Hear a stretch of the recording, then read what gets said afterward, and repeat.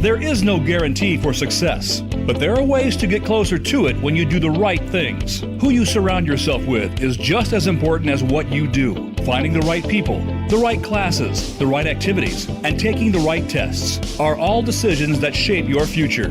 Find out more today on Destination University with Dr. Cynthia Colon. Dr. Colon and her guests will give you the tips you need, whether you're a student, parent, or educator. Now, here is your host, Dr. Cynthia Colon. You're listening to Destination University, a podcast for college-bound teens and the parents, mentors, and educators who support them. If that is you, you are exactly where you're supposed to be. Hello, everyone. I'm your host, Dr. Cynthia Colon, TEDx speaker, college admission strategist, and author of the book, Be Committed, Get Admitted. Welcome to Destination University. We help high school families successfully navigate the college admission process by helping students create an action plan, become interesting applicants, and write compelling essays that increase acceptance letters. As a former admission officer at Vassar College and an elite private school counselor in Los Angeles, I have coached, mentored, guided, and worked directly with over 10,000 students. I know what it takes to get admitted to top 100 colleges. As my gift to you, I'm revealing the exact admission committee process we used at Vassar. It's all in my new guide, 4 questions admission officers ask when deciding who to admit or reject. You can get that at drcynthiacolon.com/admit. In the guide, I share the 4 questions I used in the 12 minutes I had to review an entire application. I give you the order I read the application, what I was looking for, what I highlighted and took note of. If you've ever wondered what admission officers are looking for and how decisions are made, well, today is your lucky day. Again, go to drcynthiacolon.com/admit. Okay, let's get to today's episode. Hello, everyone. Welcome to our weekly sessions here. We've got some people in store for you that is quite a treat. Both of them are just tops in what they do and what they speak about. So Eva is going to share a little bit about herself, and she's just a rock star. She was a recruited athlete. So I love listening to her talk about ways that you can improve your own resume as an athlete, as a non-athlete, all of those things. And Carlos, we also had him on the show on the Destination University podcast. And I love your story about being first generation and being an alum of Chapman, and now you work there. So, okay. So as you know, this week's topic is all about resume and about how you build your resume outside of the traditional. Everybody knows like how you can get involved in school, but what can you also do outside of that? And I bring that up because there's only so many ASB presidents, there's only one per school, and there's only one editor-in-chief or one team captain. So today we're going to talk about that, and I'll have them talk about that piece. Okay. All right. So Eva, we'll start with you and just share your story, and then we'll head to Carlos. Hi, everyone. I'm so glad to be here. I'm so grateful to Dr. Colon to be able to see her again and connect with you guys on this amazing program. She is incredible at what she does. And so I'm glad to share my part of the expertise and my story with you guys. So I was a heavily recruited Division I athlete for NCAA Division I schools in swimming. My parents, I was first gen, so my parents are immigrants from Poland and really had no idea about the process whatsoever in this country. So that was really entertaining and fun to try to learn it kind of all on my own on the fly. So I was recruited by 25 Division I schools. I did get into 24. So I had a lot of experience myself personally in the recruiting process. I did decide to go on to Yale. I swam there for 4 years, Division I. I also, sophomore year, made the U.S. national team and was captain of that team, training at the Olympic Training Center for a few years there.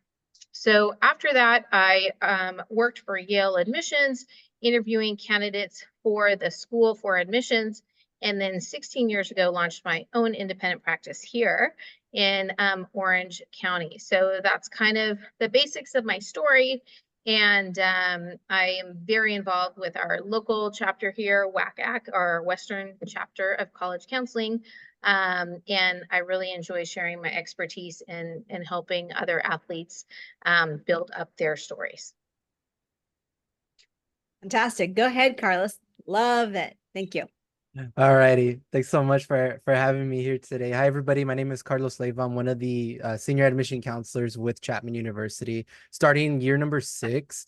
But I was also a student there, so technically 10 years overall with Chapman.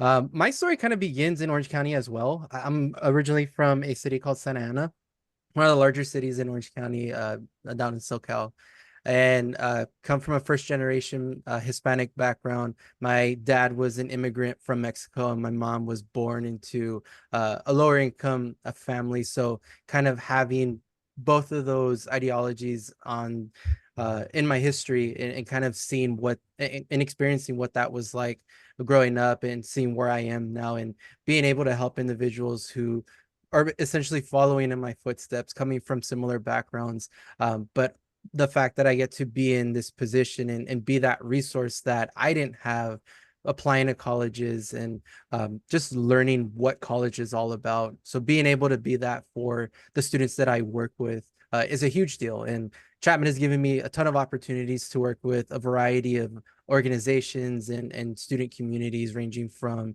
the Simon Foundation that works with a lot of our local Orange County students that are coming from very similar backgrounds as well, to another organization called Underground Panthers that's through Chapman, that works with incarcerated youth to find their way back into the fold with education. So a lot of rewarding projects on my end. So just seeing where I started and where I am now has been an awesome thing to see. Awesome. This is great. So yesterday we had guests from USF, and then someone in the college admissions, college counseling side. And of course, we talked about different resume things and how to, beef up the resume, right?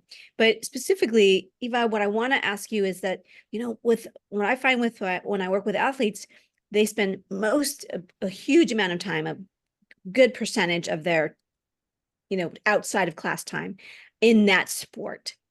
And yet we want, what else can someone do who's an athlete, or what else do you recommend when you work with your private clients, how they a little bit diversify, so they just they're not just a swimmer. So what do you share? Yeah, so I think you definitely can diversify. I completely understand athletes. I understand you have 4 to 6 hours of practice a day. Like, I myself had 3 hours of morning practice and 3 hours of afternoon, and I had AP classes, and I went to Mater Dei. So it was really hard academically, but there still is some time on the weekends to give of yourself. So as a lovely example, my daughter, who now plays ice hockey for the Lady Ducks, devotes 1 day a week to helping kids that are underprivileged or have never played hockey, girls specifically, in learning how to play the sport. So there are little ways like that to give back where you're still at the rink or the pool or the field or whatever. I know there's some summer camps that high schools have where athletes can participate in helping the next generation of athletes in their sport. That's one way. Another way, I think, is to really time block your time. So as athletes, you know when your practice is, you know when your classes are, you know how much time you have to study about approximately every night. And then on the weekends, you have your time blocks. So I always suggest blocking out some time on the weekend. Everybody has 1 or 2 hours, and finding something that you are passionate about giving back to. Okay, so whatever it is, whether it's related to working with the homeless at the local soup kitchen, whether it's working with women that have been affected by domestic violence and helping babysit their kids, whatever it is, like, the most important thing is to find something you're passionate about. And it's not about like, oh, I do it 20 hours a week. We all know as athletes that that's a huge 20, 30, 40 hour a week job on top of school. But if you can just find that 1 hour a day and devote it to something you're very passionate about, then I think that makes a massive difference in your college resume, and also on the Common App and UC activities lists. That's good. Keeping it tied to what you love anyway, maybe your sport, but finding another community that you can give back to. Okay, awesome. Carlos, one of the things I find is with first generation, and both of you are first generation, myself included, so all of us are, is that we don't always know, students who are first gen don't always realize there's so many other activities you can put down, including family responsibility. So can you just shed light on sort of all the things that can be included that maybe we don't know about? Yeah, absolutely. I think it's something that you've been seeing a lot more recently, especially looking at applications in the past 5 years. A lot of first gen students coming from a variety of backgrounds are putting the amount of responsibilities that they have at home, whether that is cleaning up while parents are working multiple jobs or work overtime very often. They kind of become that guardian, especially to their younger siblings.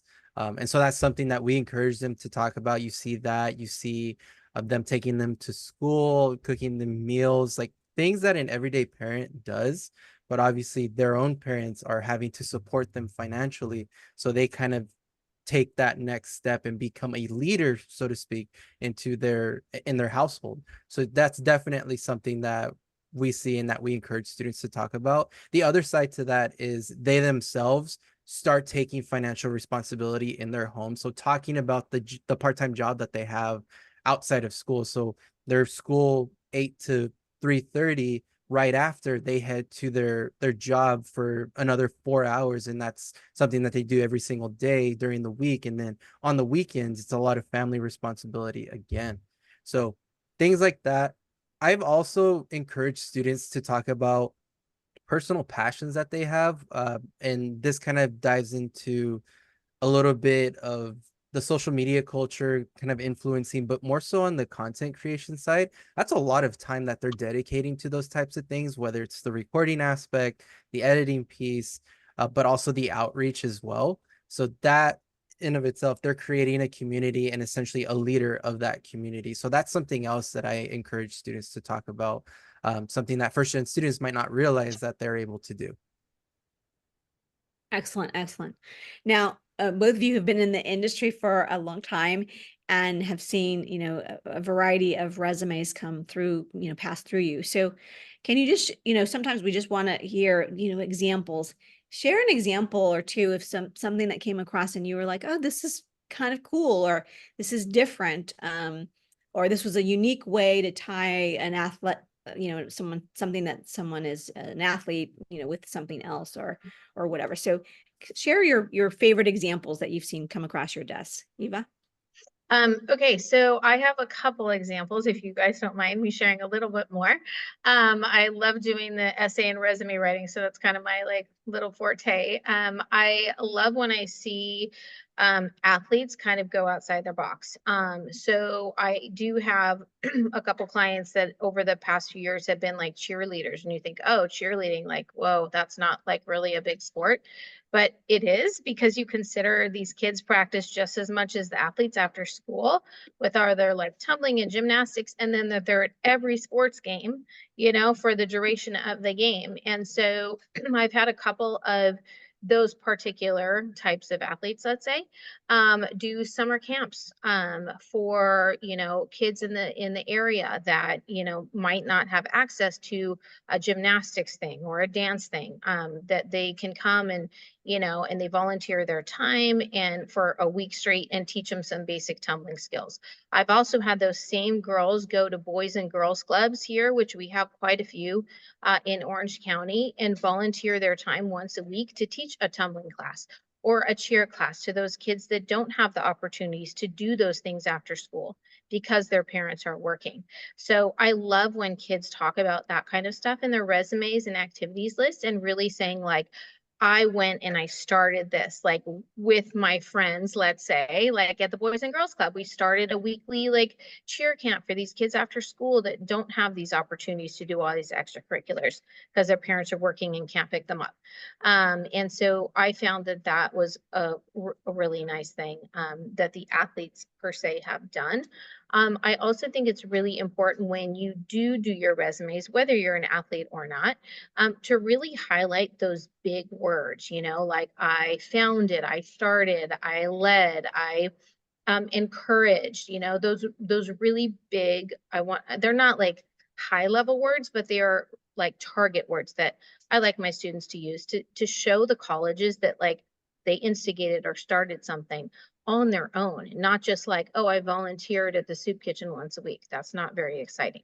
So really trying to amp up the wording in their resumes, I think is important as well. Ooh, that's a good hot tip, you guys. Yeah. Those of you who are in essay camp, we talk about that in the second half of the day. Okay, Carlos, what would you add? Yeah, definitely along those lines, adding some aspect of philanthropy to something that a student is very passionate about. An example that I have um, is kind of tying philanthropy, but a little bit with entrepreneurship. So I had a student a couple of years back who used to create bracelets, necklaces, but had a charm connected to it that was related to immigrant families. It's like a symbol that they utilize. And so she would sell these pieces of jewelry to her classmates, to her family, to people in her community. And every single dollar went back to a fund that was for legal fees for immigrant families that were trying to get their citizenship here, to help like find lawyers, to help them with that process overall. And I think that was just something to admire. This is a teenager who had a similar background. Her parents had gone through the same situation and wanting to give back to something that meant so close to her and her story.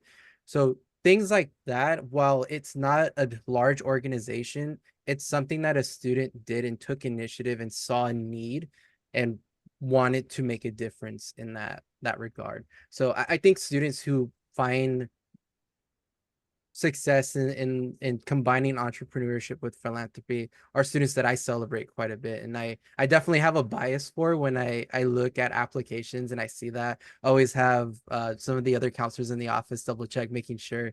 But I think that's one thing that really sticks out to me. The other side as well is students who get involved in their faith. While Chapman is not a Christian university, students who find ways to think outside the box with their faith, I think is something to commend. Not just being involved in their worship teams, not just being involved in their youth group, but taking those individuals and kind of going out into the community, whether it's volunteering with local shelters, very similar to what Eva was saying, but still tying in aspects of their faith to it as well. Oh, that's really lovely. Thank you for saying all of that. I have one more question and then I'll open it up, you guys, if you have your questions ready. One of the things we get asked is, do my activities, or should they, how many activities should be related to what I want to major in? So again, sort of thinking about how you divide your time, there's only so many hours in the day.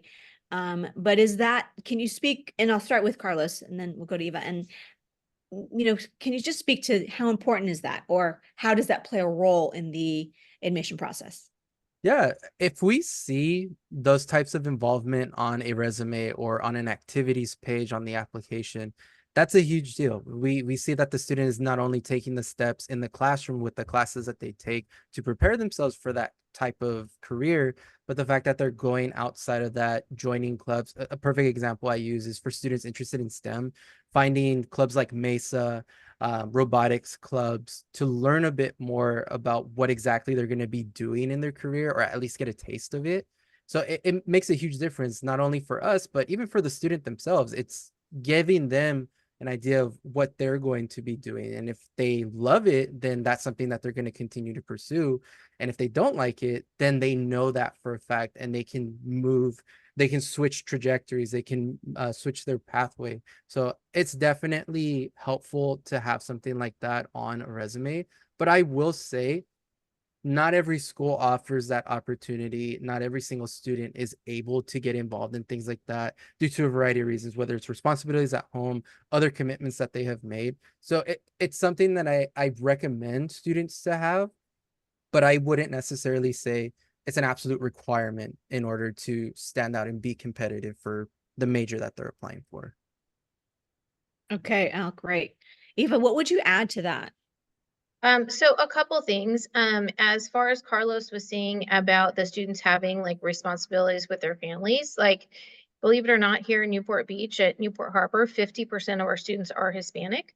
And so I do work with a lot of underprivileged families there, just on my own time, helping them through the process. And one little caveat, based on like, kind of going on back what Carlos was saying, is that these students have family responsibilities, like with their younger siblings, with helping their families. Their parents are working 2 jobs. And so they, have so many household responsibilities. I just wanted to add that that's very important to add in the additional information section of both the Common App and the UC app, saying like, I wasn't able to do a bunch of clubs or activities or whatever they're saying after school because I have these family responsibilities, not just listing the hours like, oh, I had to like drive my sibling or whatever it is now on the Common App checklist, but actually explaining it in a very short, concise paragraph is very, very helpful for admissions committees, I feel, so that they understand the big picture. As far as adding academic things, so whether these students have the opportunities or not, I have a few ideas for adding things to your resume, even if you do have a lot of household responsibilities or other things going on, such as athletes with 6 hours a day of practice. So kind of to show your interest, and I'm going to use like medicine or pre-med as an example, just because it's an easy example to use, kind of like Carlos used STEM, is that if you're interested in this field, maybe pursue it in 3 different ways. Number one is a free online college course. So there's 3,500 courses, I believe, right now on edX. Coursera has similar numbers as well. I always encourage students to go and sign up for one of these courses. They are free. They are at no cost. You can add it to your activities list and say, hey, I was really interested in biochemistry, so I took one of these courses. It's free. You can list it there. And you do it at your own pace, which is great for students that have other responsibilities, that they can fit this in when they can, during their summers or even during the school year. The second thing I recommend is if they're interested, let's say in medicine, every family usually has a doctor that they know, or a physician that they know, or somewhere they go for medical care. It's always nice if the parents can connect with the doctor and say, hey, my student is very interested in medicine. Is it possible that he shadows you for a day or a week or whatever they would allow? And actually, most physicians, even in our communities here in Costa Mesa, are willing to do that. They love that the next generation is coming up and helping their community. So I think that's the second thing that students can do. And then the third thing students can do is a lot of the high schools in the area, as well as schools such as Cal State and UCs, offer special summer programs. And yes, they are, a couple $100, but they are amazing resources for these students to really kind of delve in to like, oh, this is something I'm really interested in. An example, UCI has a surgery program that they offer in the summer for a week for students. And it's incredible what these students get to experience and do. And then they know if this is something that they want to major in or they want to study.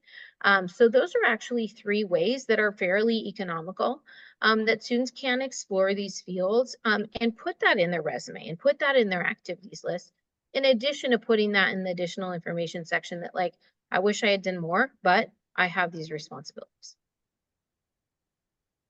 Okay, great. I love the practical advice, and you guys, I put it typed into the chat. So, okay, we'll take a little pause here. Questions, if you have them, go ahead and type them in the chat, or you can raise your hand. I'll call on you.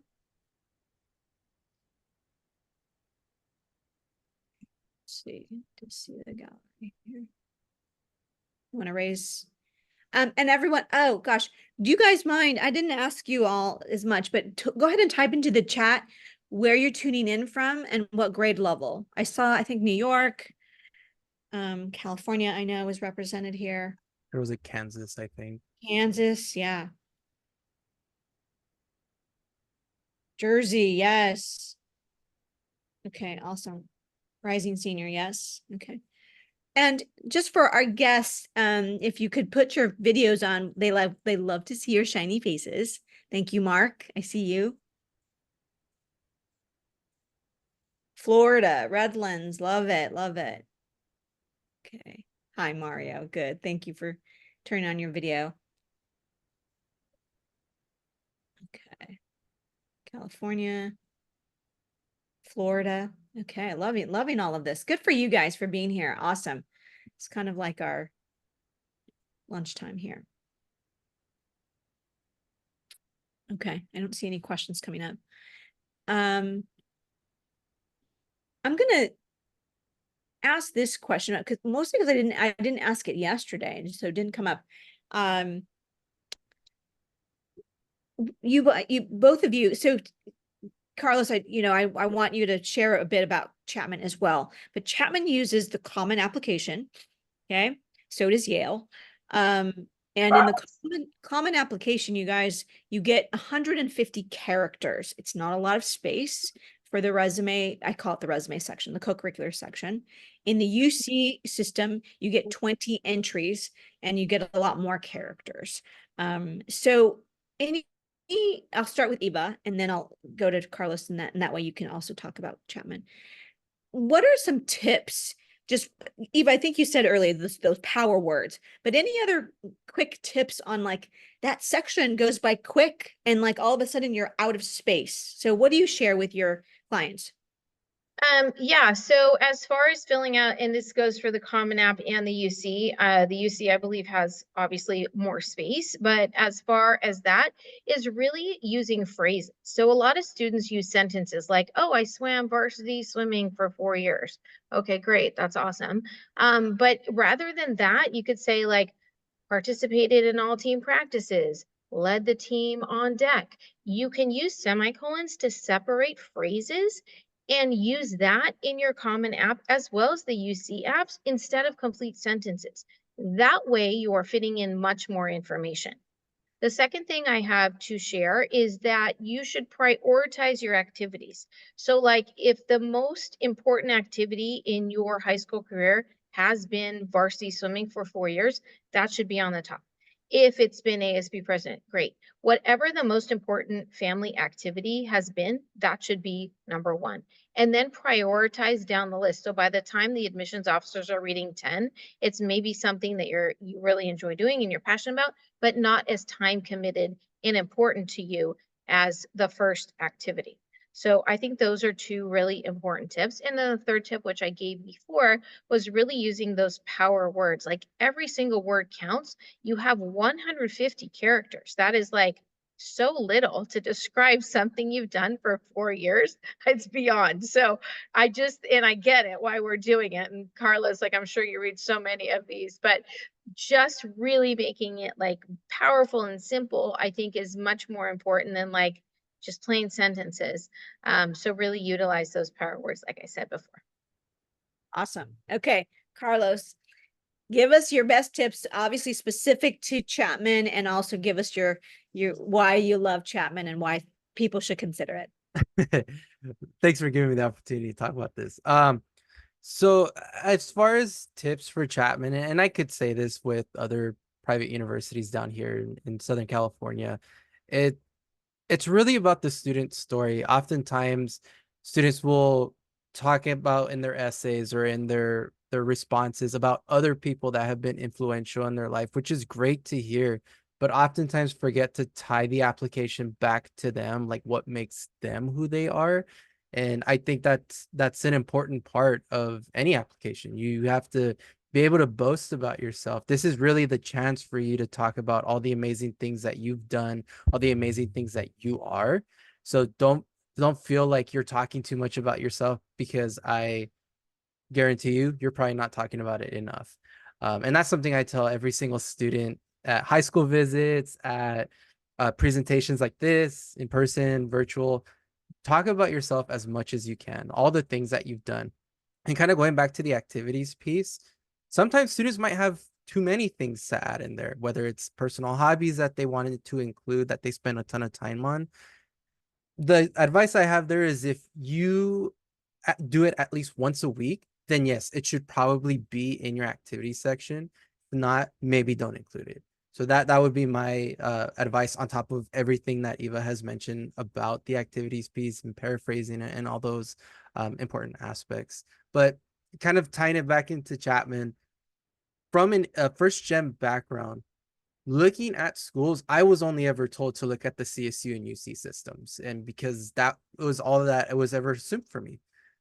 Financially, class-wise, what I would be comfortable with as far as community as well. Like I'd be surrounded like people like myself.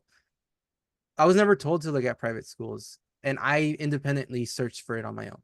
I had a cousin that worked at Chapman, and he was able to show me around. I took an official tour, realizing that this type of community that within a private school was where I thrive. Obviously, every student is different. Go with what works best for you. But if you want that more personalized approach to not only your education, but also your sense of community and be able to have people within grasp, not having thousands around you, being able to easily create community, private schools are really great opportunities for those types of students, and especially getting the opportunity to really know a professor or a staff member and find mentors left and right. And that was my experience at Chapman. And truly, I personally don't feel like I would have had a similar experience had I gone with my counselor's recommendation when I was being admitted into schools and then wanting me to go to a CSU. So that's what I would say. Really think about it as far as what is important to you and priorities. Awesome. Thank you so much, Carlos, for sharing that. Okay, Eva, so yesterday I'm going to give you an opportunity to share something about a favorite college of yours or whatever. And yesterday I had Mark Rasick on here, and he said he is an alum of USC, and he says, well, they don't need any extra help. So he chose something else. So tell us about Yale or about any other school that's on your mind. Okay, so I'm gonna actually split this up into two. I love that USC comment. That's so funny. Yeah, they don't need any help at 7% admit rate. No. But anyway, as far as the UC schools, they are a great opportunity, especially for first gen students that can't afford a private or maybe don't get the funding they need for a private. I am good friends with the admissions officer at UC Santa Barbara, and we chat at all the conferences, and she's like, hey, send those first gen kids my way. Like, we have a lot of opportunities for those students in the UC system that might not be able to afford a private university. And also the Cal State system. These are great schools here in the state of California, if you're interested in that. As far as private schools, like, I have to say I'm completely biased because I think Yale is amazing. We have 45% of our class that we just admitted first gen students, which I'm so proud of. And a lot of the Pell Grant students and other QuestBridge students as well. So very, very proud of my school for taking the leadership role on that. And my advice would be to, like, don't not put those private schools down, because you don't know what you're going to get as far as like FAFSA. You don't know what you're going to get as far as scholarship wise and other things from the school. And if you're a good student and you've done a lot of great things and you have a great story, like, I highly encourage you to apply and just see what happens. You know, maybe that's that one dream school. Like, you're like, yeah, that'd be amazing. Like, I have the grades and I have the activities and I've done all this great stuff, and I have a shot. You have to take it, because if you don't take it, you're going to live the rest of your life like, oh my gosh, I should have applied there, you know? And I have to say that, like, I adore Yale. I go back there every year. Like, I'm so involved with the university and admissions and swimming and all that. And I just want to tell you guys, like, don't not apply to that dream school or that college that you think you didn't have a chance of getting in. I know Dr. Cologne had like a similar story to this, like, oh, like, there's no way you're getting in there. But you know what? If you don't actually believe it and you don't try, then you're never going to have the opportunity to know if you did. So I highly encourage all of you to do that. Myself as a first gen, I applied to all the Ivies and I got into 6 out of 7. My parents were like, what are those schools? They had no idea. They were like, immigrants are like, what are Ivy Leagues? It's so funny. Like we talk about it now, like they're like, wow, that was just crazy. We had no idea what you were doing. I was like, okay, mom, thanks. Great. Appreciate that. But looking back at it, like, don't let anything deter you. Like, oh, it only has a 2% admission rate or 3%. So like apply to one or two of those, like go for it and really like put yourself out there. Cause honestly, you never know what's going to happen. Oh, I love all of this. So that's fantastic. You guys, let's blow it up in the chat. Give them a round of applause, props, whatever. Say thanks. I want to thank both of you for taking time out of your day. And I always try to be really cognizant of the time that I've said we do 30 minutes. And I have not yet gotten the 30 minutes, 35 minutes. Yeah. So thanks for being here. And also a real special thank you, because I love that all three of us are first generation and we bring different pieces of the puzzle together for everyone, right? And so it's really great to hear the different stories from both of you. So I will be in Orange tomorrow, Carlos, as I mentioned. So I'll be like saying hello. I'll be at either Earth Cafe or Starbucks or something, meeting up with a private client. So, and Eva, we need to get together. It's been a while. Yeah. All right. Thanks, guys. You can pop off. For everyone else, I'll stay on as I always do to answer any lingering questions. Don't worry, I'll answer them for you. All right. Thanks so much, guys. Here's the truth. For nearly 30 years, I have worked at elite private colleges and/or private high schools. I know what well-resourced families do to ensure college success, and I can tell you, if your child is enrolled at a public or religious high school, chances are she or he is already 5 steps behind. However, today is your lucky day. To get you ahead of your private school peers, I have a gift for you. I'm revealing the exact admission committee process we used at Vassar. It's all in my new guide, 4 questions admission officers ask when deciding who to admit or reject. You can go to drcynthiacolon.com/admit to get your copy. I share the 4 questions I used in the 12 minutes I had to review the entire application. If you've ever wondered what admission officers are looking for and how decisions are actually made, you're not alone. Take action now to get 5 steps ahead and begin increasing those acceptance letters.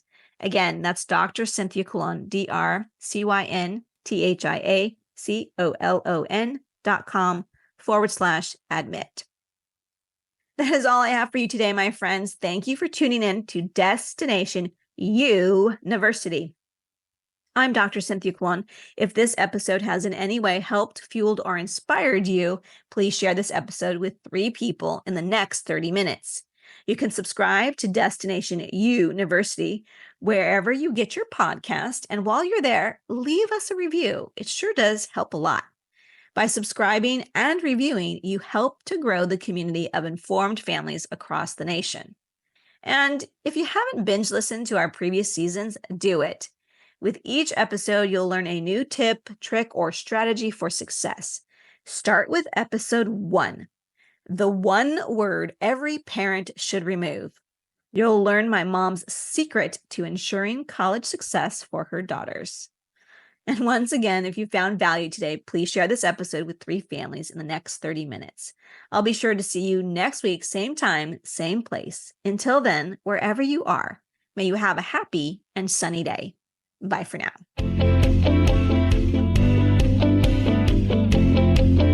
Thank you so much for listening this week to Destination University. Be sure to join Dr. Cynthia Colon again and get one step closer to your success.